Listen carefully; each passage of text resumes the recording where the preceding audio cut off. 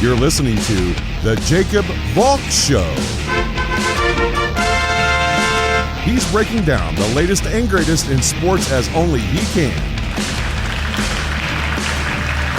Follow him on Twitter @RealJacobValk. Here he is, Jacob Valk.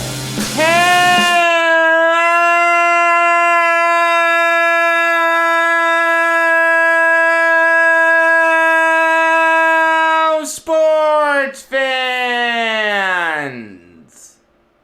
Welcome to another edition of the Jacob Valk Show.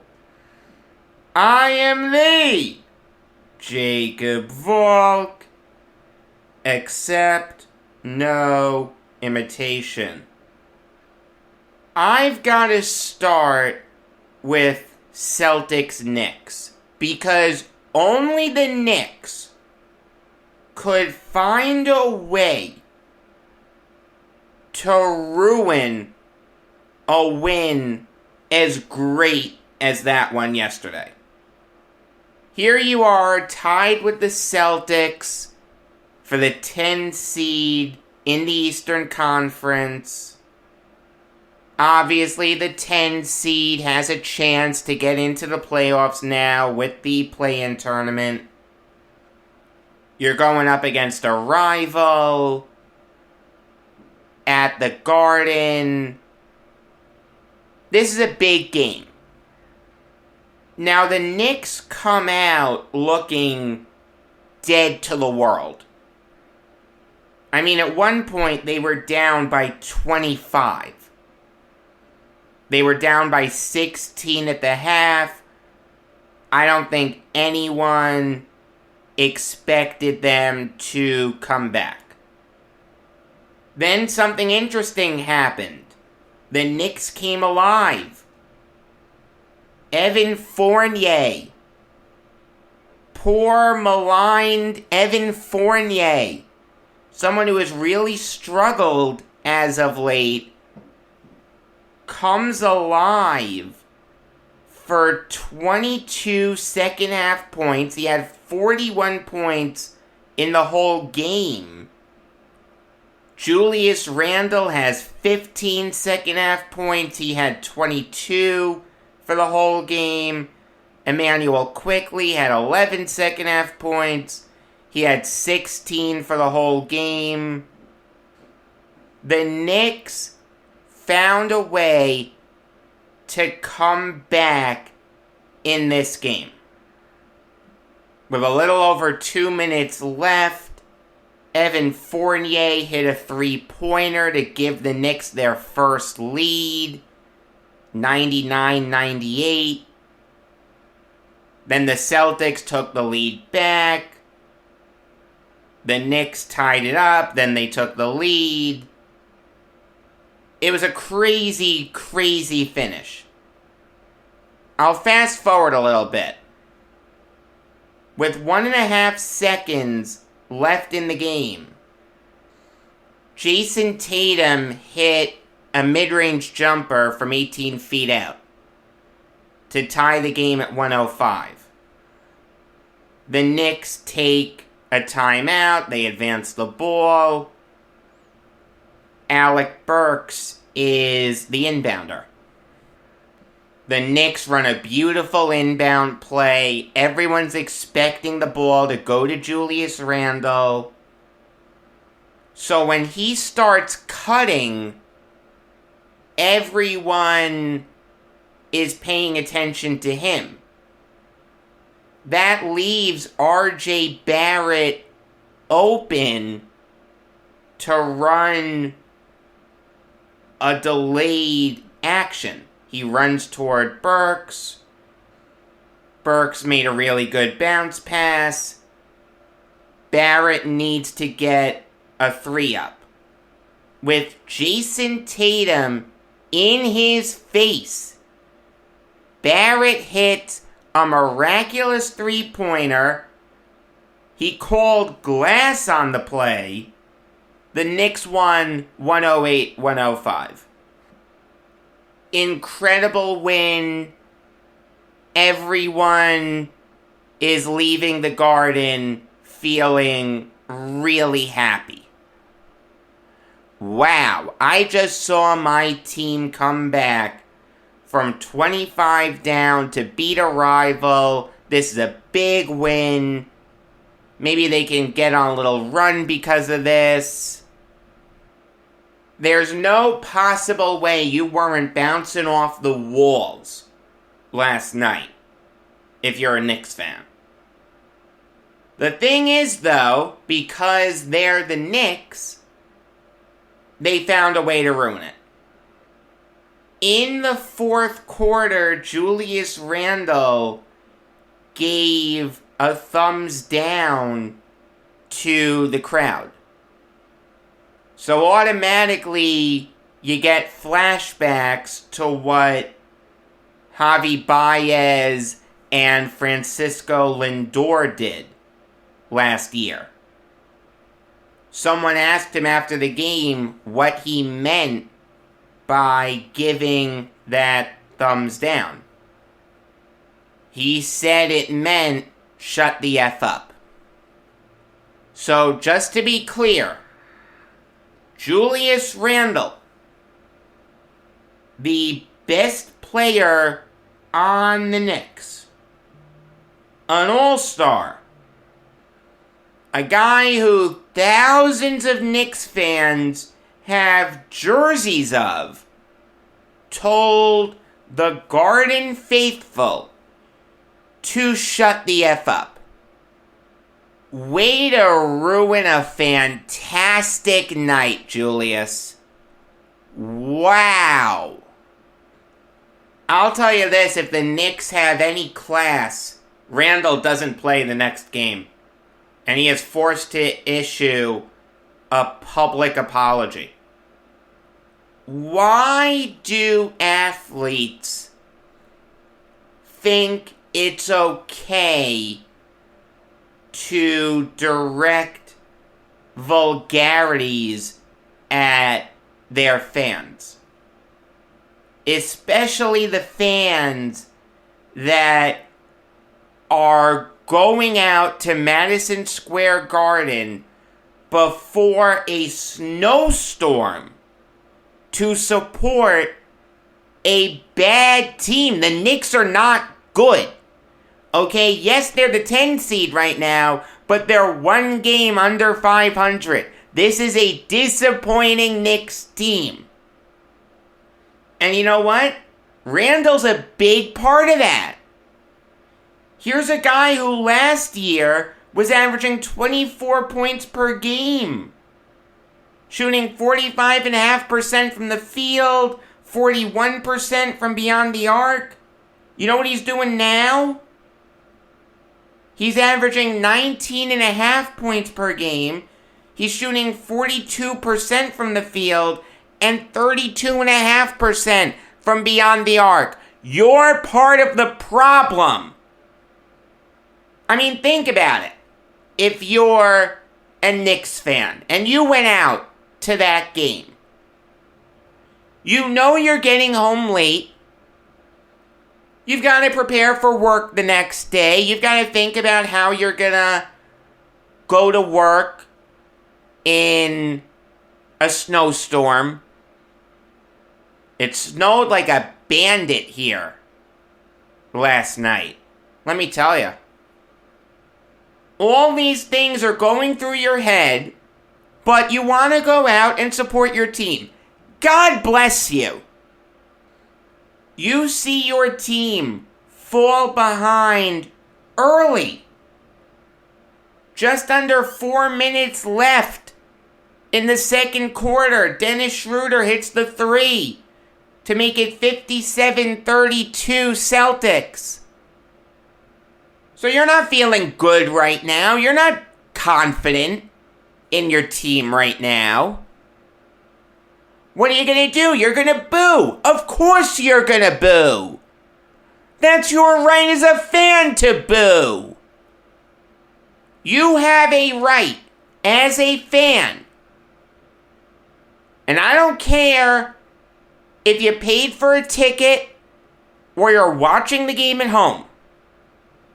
You have the right to express your displeasure. Do you have a right to throw things? No. Do you have a right to hurl racial slurs? Absolutely not. But none of that happened last night. Randle could have lied and said, I heard someone say a racial slur. Or at the very least, I thought I heard someone say it. So it was a thumbs down to him. And if it comes out that no one said it, all he has to say is, I thought I heard it. If I misheard, I misheard. I'm sorry. I don't want this to take away from what was a great team win. Me mishearing something. I'm truly sorry about that. There, done. No issue. But you're going to tell all the Knicks fans that were at that game last night to shut the F up? Shame on you. Only 7 first half points. And you're upset that people are booing you. What's the opposite of improved? Worsened? You know the award, Most Improved Player? We should have an award, Most Worsened Player. Let me tell you who would win it this year in the NBA. Julius Randle. You had to be the guy if the Knicks were going to make it back to the playoffs. You have the magical season last year. You finished 4th in the East. Your defense was nothing short of spectacular. Yeah. You got embarrassed by the Hawks in the playoffs. But you made the playoffs in a year when no one expected you to. You were an all-star. You were on an all-NBA team. You won Most Improved Player. Now this year, you've taken a step back. And you don't think that fans have a right to be upset at that? Where do you get off, you jerk? You know, people are making this out to be like a New York issue. Like, of course, New York fans are gonna express their displeasure. And you need to know that as a player for a New York team. There's no question that New York fans are a different breed. There's no question that they're passionate. I mean, there was one year, and I don't remember exactly which year it was, but there was a year where Derek Jeter, one of the most beloved Yankees of all time, was in a big slump. You know what happened when he came up to bat at Yankee Stadium? He got booed. You know how Jeter dealt with it? With class. If fans don't have a right to boo subpar performances, I don't know what they have a right to do. I mean, Jeter knew that. He righted the ship. He changed his walk-up song to something like, "Oh, You Love Me Now," or something like that, and he was cheered afterwards. And it was good. It was fine. No one had a big issue with it. Again, if that can happen to a guy like Derek Jeter, it can happen to Julius Randle. The thing is, though, this isn't a New York issue, though. Because at the end of the day, I'd expect to see fans of any team, even if it's a team like the Oklahoma City Thunder, to start booing if their team fell down by 25 points in the second quarter. Yeah, there are some fan bases that are more docile than others, but you remember the game a while back where the Grizzlies almost doubled up the Thunder? If that game was in Oklahoma City instead of Memphis, I'd expect to hear Thunder fans booing. You know why? Because when you go to a game, when you pay your hard-earned money to support your team, and you know that you're getting home late on a work day, you want to see your team win. I mean, look, if you're a fan that goes to one game a year, what's the one thing you ask for? Just win this one game. Alright, let me see my team win the one game that I'm going to. If you're a season ticket holder, obviously you know you're going to see losses. That's part of the deal. But if you're going to lose competitively. Does it mean a lot in the grand scheme of things? No, a loss is still a loss. I mean, let me ask you something. You think the Celtics fans that went to that game yesterday were happy that their team lost by 3 points? Or do you think they were upset that their team blew a 25-point lead? A loss is a loss. But if you're going to a game, you don't want to see your team get blown out. That's just human nature. So here are Knicks fans that are going out, spending their hard-earned money to watch a bad basketball team play mere hours before an impending snowstorm, and they have to figure out a way to get to work the next day. You're gonna tell them to shut the F up? You are a disgrace, Julius Randle. You are an absolute disgrace. And if the Knicks have any class, they will punish you somehow. Suspend him for a game, make him issue a public apology, fine him, do something. This conduct is unacceptable. You cannot have players telling fans to shut the F up. That is absolutely unacceptable. How is this becoming a thing? This is now twice in the past 6 months that New York athletes have done this. How is that okay? How has that become normalized? It defies logic. I remember a time when we vilified players for not wanting to sign autographs in public or pose for pictures in public.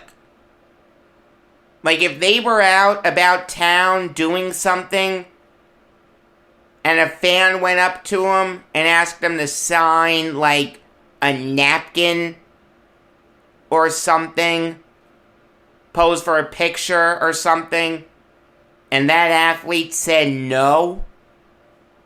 I remember when those athletes would be dragged through the mud. The players that did that are saints compared to guys like Julius Randle and Baez and Lindor and guys like that. to purposefully disrespect the fans like that is a disgrace. Bar none. It's a disgrace. I mean, look, in the old days, you could rationalize players not wanting to sign or pose for pictures as maybe you're out with family, maybe you're eating, maybe the people who asked were jerks. Okay. Two sides to every story. But fans getting disrespected for booing? For exercising their right to free speech? For exercising their right as a supporter of the team? That is classless. You just took the best win of the year for the Knicks and manured all over it.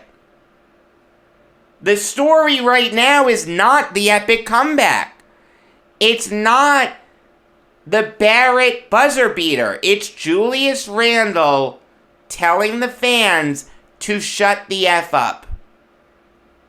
It's okay if it bothers you to get booed. No one likes it. You're human. I get that. You're not a robot. No question. But in life, you're going to deal with situations that make you uncomfortable. And when you're a professional athlete, getting booed is par for the course. It should motivate you to want to be better. You don't want me doing this as a fan? Play better. That's your job, isn't it?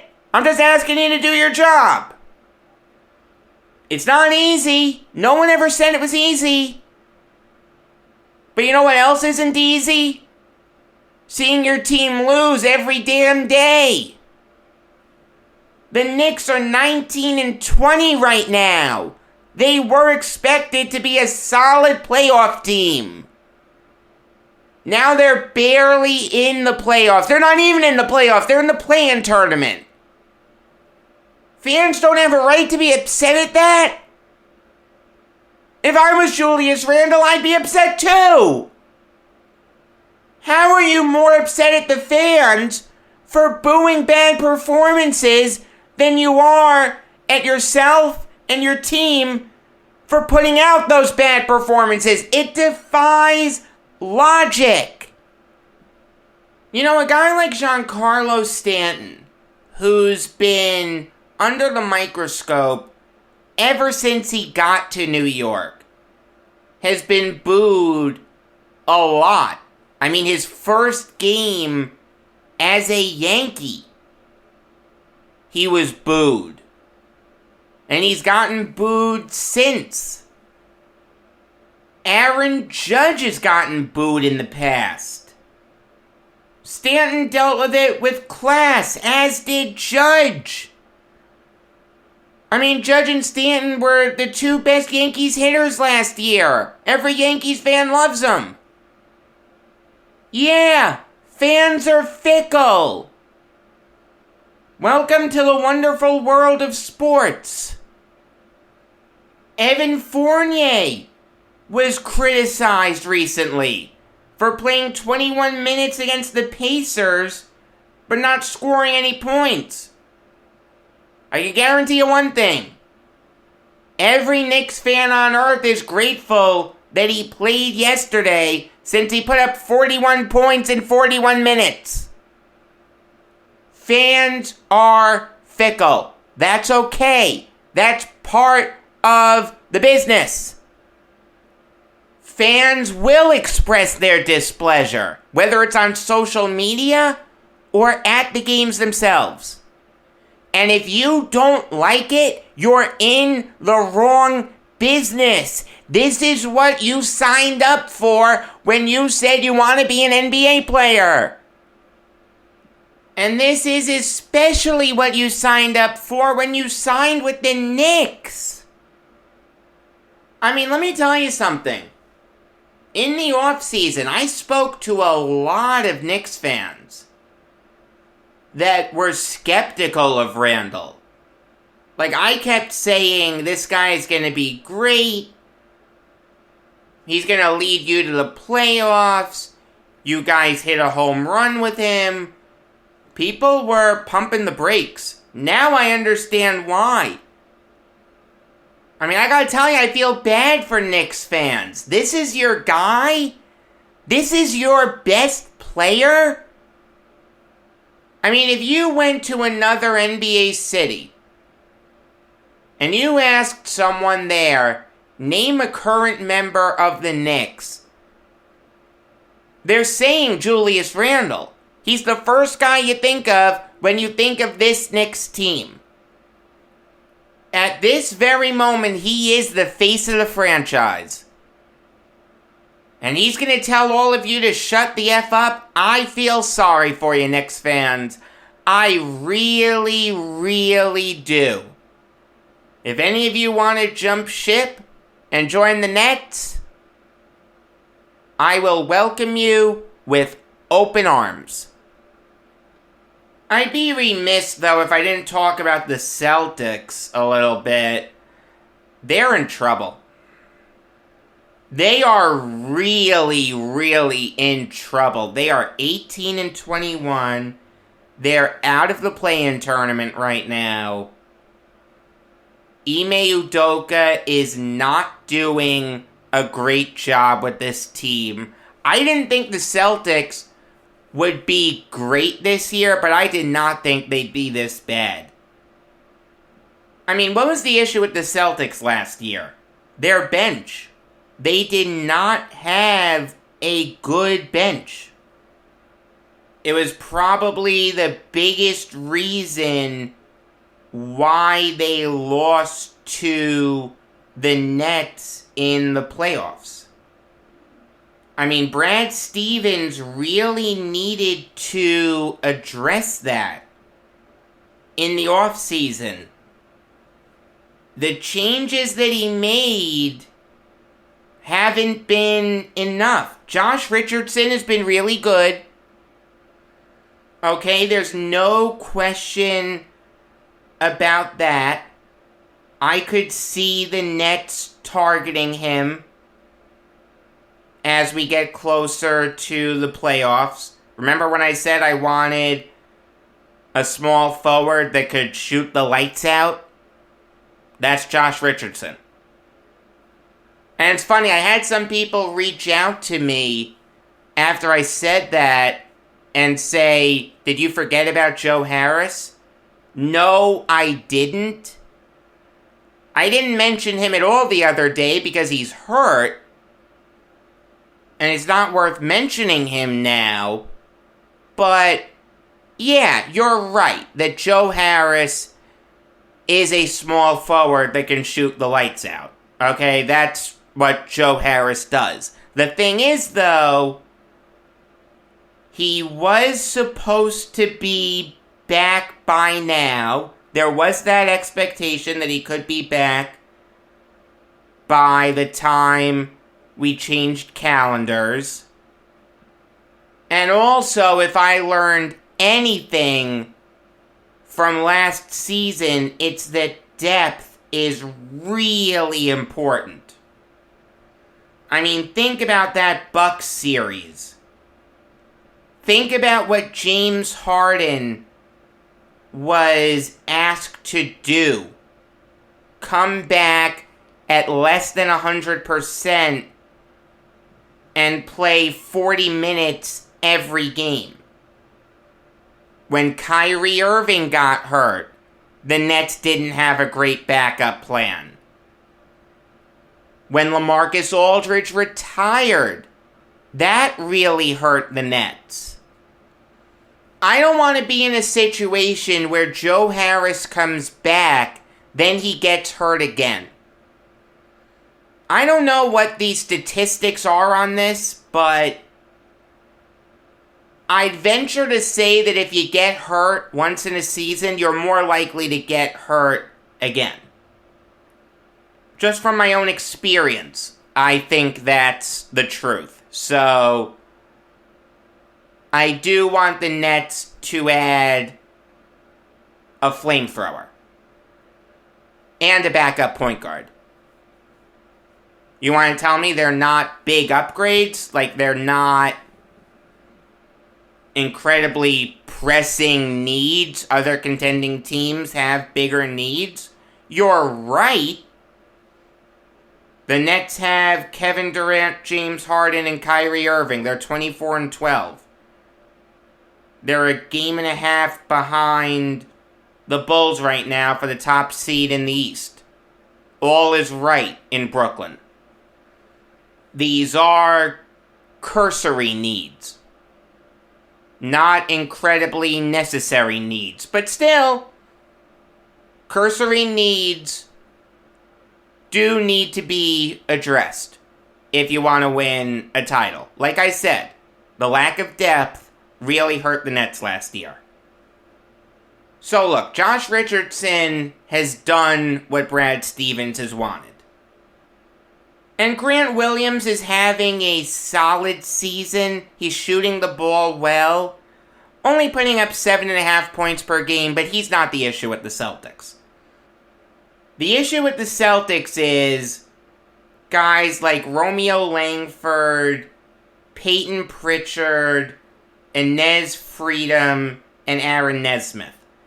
Guys who are asked to play a bunch of meaningful minutes every night, and they're just not executing. None of those guys that I mentioned are good enough to be the eighth man. You've heard of the sixth man? The eighth man. If I'm being incredibly generous, those guys are maybe 10th men. All of them. But even then, I feel like you can do better. Dennis Schroeder came off the bench last night because for some inexplicable reason, Al Horford got the start at the 3. Evidently, Ime Udoka got him and Larry Markkinen mixed up. But you take Schroeder out of the equation because he's really not a bench player. He started more than he hasn't this year. Josh Richardson only had 6 points. That's what happens with flamethrowers. Sometimes the flame doesn't work. Grant Williams was useless. Inez Freedom was useless. And Langford, Nesmith, and Pritchard didn't even play. I mean, their bench is just putrid. You saw it yesterday. And you look at a Knicks bench that has Emmanuel Quickley, Taj Gibson, and Obi Toppin. You can sort of kind of figure out why the Knicks came back. The Celtics are in trouble. I've said this before. I will say it again. They won the Pierce and Garnett trade. There's no question about that. But they didn't win it by as wide a margin as people think. You want to tell me, Jacob, that trade happened in 2013? Move past it? No! I'm not going to do that. And I'll tell you why I'm not going to do that. The Celtics got 4 first-rounders in that trade. the 14 pick, the 16 pick, a 17 swap, and the 18 pick. Those picks were good picks. Maybe the 14 pick wasn't great. It was 17th overall. But you can certainly find a very good player with the 17th overall pick. I understand that it's not a lottery pick, but 2 picks after the Celtics took James Young, Gary Harris was picked. I think it's safe to say that the Celtics would rather have Gary Harris. They could have also maybe traded up for Yusuf Nurkic, but I digress. He was taken 1 pick before Young, for whatever it's worth. The 16 pick was the 3rd overall pick. The 17 pick was the 1st overall pick. The 18 pick was the 8th overall pick. If you hit on those picks, you can build a dynasty. What do the Celtics have to show for that trade? 3 losses in the Eastern Conference Finals? A roster that has Jason Tatum, Jaylen Brown, and everyone else? That's not enough. The Nets gifted you a dynasty. Instead, the 14 pick was used on a bust, and the 18 pick was ultimately used to trade for someone who now plays for the Nets in the ultimate irony. Kyrie Irving. The Celtics traded that pick to the Cavs for Kyrie Irving. That's how the Cavs got Colin Sexton. It doesn't get much worse than where the Celtics are right now. You have 2 great players who no one wants to see you trade, but you have failed to surround them with a roster capable of winning anything. Eastern Conference Finals exits aren't enough. At some point, we're gonna need to have the conversation. Should the Celtics trade Jason Tatum and or Jaylen Brown? Because this approach of surrounding them with good, not great players just isn't working. You've got to do something to right the ship, and I don't know what else you can do other than trade Tatum and Brown. Stevens would get killed for it on WEEI, but that may be the quickest way for the Celtics to win a title. As crazy as that sounds, I just don't see how they can put a championship team together with Tatum and Brown on the roster. I just don't think they have the flexibility to do it. I'm not saying we're at the point where you trade them now, but at some point in the not too distant future, I could see us getting there. I could see us getting there very easily. Alright, now I'll give you some NHL Valk talk. And I want to talk about the hottest team in the NHL right now, the Pittsburgh Penguins. They have won 10 straight. They destroyed the Flyers in Philly 6-2.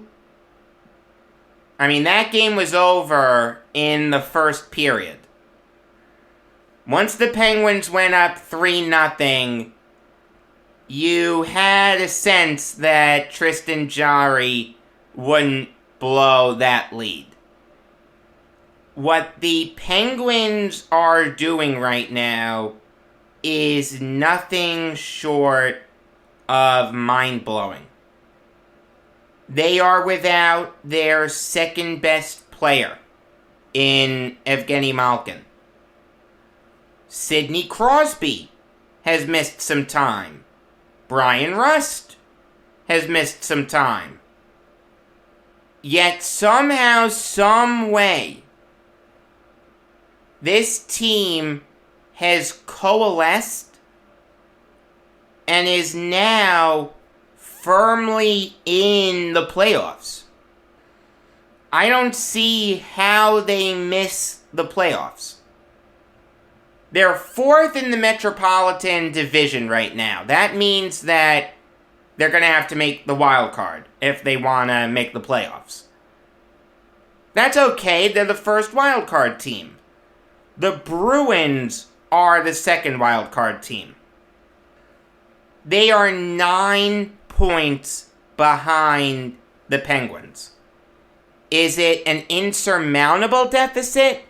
No, but I think if you're a Penguins fan, you're really confident in your team right now. Jake Gensel has been playing out of his mind. He's a point-a-game player, as is Evan Rodriguez, as is Chris Letang. Kasperi Kapanen has been really good. Danton Heinen's been really good. John Marino's been good. And Tristan Jarry, if the season ends today, would have a great argument to win the Vezina. At the very least, he'd get votes. It's okay if your vote would go to Jack Campbell. It's okay if your vote would go to Andrei Vasilevsky. But there would be some people that would vote for Jarry. There's no question that he's in the conversation. He's 17-5-4 with a .933 save percentage and a 1.9 goals against. You want to tell me that they're peaking too soon? I get that. That's a fair point. The thing is, though, they have time to right the ship. Look, a season is comprised of peaks and valleys. You're going to have streaks where you're playing really well, and you're going to have streaks where you're playing really bad. We're not even halfway through the season yet. When the Penguins come back down to earth, and they will, okay, they're not gonna win every single one of their remaining games. They'll have plenty of time to right the ship. I'll say this, the NHL is wide open right now. Again, I understand that we're less than halfway through the season, but still, I think we can look at who we think can win the Stanley Cup. I think the Lightning are there. Panthers, Leafs, Caps, Rangers, Hurricanes. The Penguins are definitely there. The Golden Knights are there. The Predators are probably on the outside looking in. I don't think they're a great team. I don't think they're a bad team, but I don't think they're a great team. The Flames certainly have the defense for it. The Oilers certainly have the offense for it. The Islanders are not being listed for a reason. They're really not that good.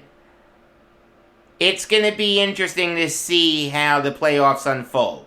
The Stanley Cup playoffs are by far and away the best playoffs in sports. Alright, that's going to do it for today. Not too many topics, I know, but I, I can't make up stories where there aren't any. You will get a New York Jets instant recap right after they get creamed by the Bills. In Buffalo, in the snow, with the Bills playing for something, I don't see the Jets winning that game. Kills me to say it, but it's the truth. Brooklyn Nets show comes your way Monday night. Regular episodes of the Jacob Valk show come your way every weekday afternoon. A lot of stuff to discuss. Black Monday, award picks, playoff previews, a lot of fun stuff coming your way. Also, at some point next week, and I don't know when yet, but at some point next week, I will give you my New York Jets off-season preview. While I will mention it on the show before I post it, you should definitely subscribe to this show wherever you listen to it. Turn on notifications. Do what you have to do to make sure you don't miss anything. Follow me on Twitter at RealJacobValk as well. Until next time, I am Jacob Valk saying, they call me Mr. Valk.